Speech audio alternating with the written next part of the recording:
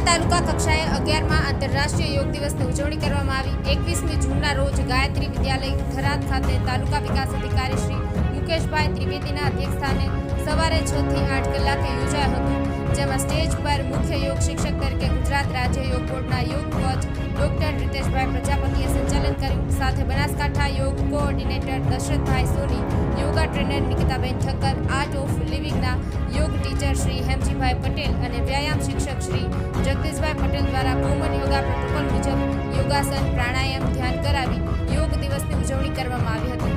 મુખ્ય મહેમાન તરીકે પૂર્વ સાંસદ અને પૂર્વ મંત્રી શ્રી પરબતભાઈ પટેલ, એપીએમસી ચેરમેન શ્રી શૈલેષભાઈ પટેલ, રૂપસિંહ પટેલ, તાલુકા આરોગ્ય અધિકારી શ્રી જયપાલ સાહેબ વિશેષ ઉપસ્થિત રહ્યા હતા।